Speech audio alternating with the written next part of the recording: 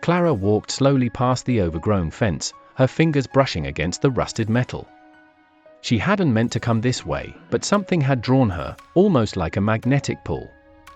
The familiar sight of the once vibrant garden that had belonged to her grandmother seemed to call her back. It was late in the afternoon, and the sun was beginning its slow descent behind the hills, casting a warm glow over the neglected space. She paused, her heart sinking as she gazed upon the once beautiful garden that had long since fallen into ruin. It hadn't always been like this.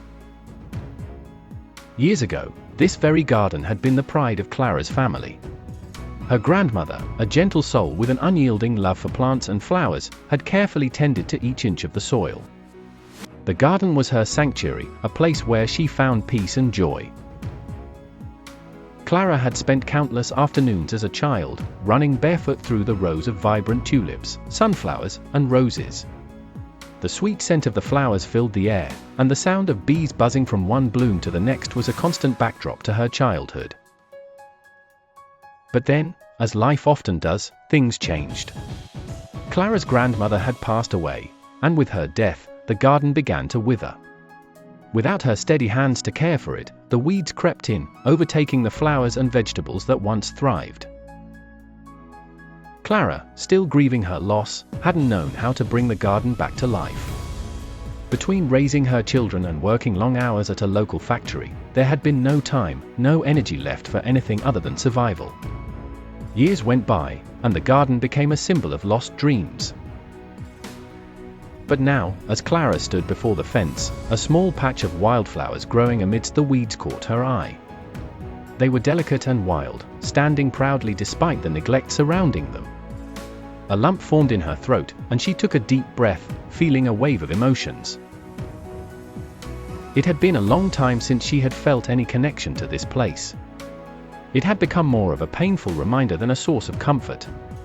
But now, as the wind gently rustled through the trees, Clara realized that something inside her had shifted. That evening, as Clara sat in her modest kitchen, she couldn't shake the image of the garden from her mind. The wildflowers, the soft whisper of the wind, and the memories of her grandmother's voice calling her to help with planting, everything seemed to come rushing back. The past decade had been one of struggle and survival. Her husband, Michael, had died suddenly in a car accident when their children were still young. Clara had been left alone to raise them, working multiple jobs just to make ends meet. There had been no time for dreams, no space for anything other than keeping their heads above water. And while her children had grown up and moved out of the house, Clara remained stuck, her life anchored in the memories of a time when things had been different, simpler, happier.